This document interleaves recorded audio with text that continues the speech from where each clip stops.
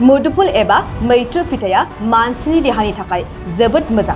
मुदुफुल फिथाइ जानानै गावनि देहाखौ बायदि गिख्रंथाव बेरामनिफ्राय रैखा खालामनो हागोन। मुदुफुला जाथोसे मोजां भिटामिन गोनां फिथाइ।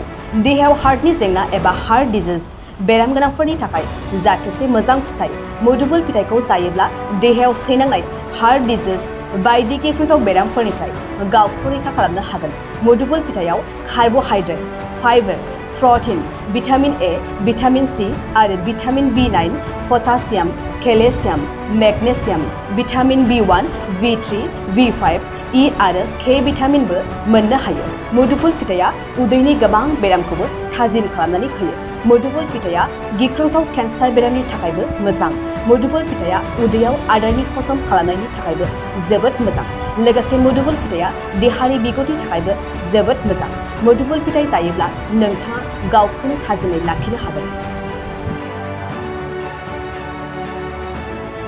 नोंथाङा देहानि सानाय सुनाय बेरामनि जेंनायाव गोग्लैदों नामा?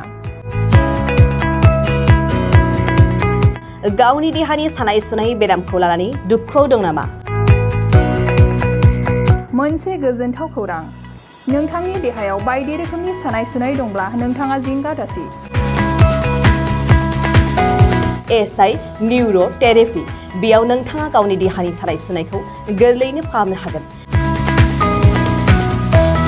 सिं सानाय, आफादावदै सानाय, मोदोम जरा सानाय, आइजोफोरनि जेंना बायदि बायदि गोबां रोखोमनि देहानि सानाय सुनायखौ गोरलैयैनो फाहामनो हागोन। SI निउर'थेरेपिया चिरां जिल्लानि बेंटल गलानं 5आव दं आरो बे SI निउर'थेरेपियाव नोंथाङा गासै देहानि सानाय सुनायखौ गोरलैयैनो फाहामनो हागोन। गोबां मिथिनो थाखाय 7620160459 जानबुं अनजिमायाव जगाजग खालामनो हागोन।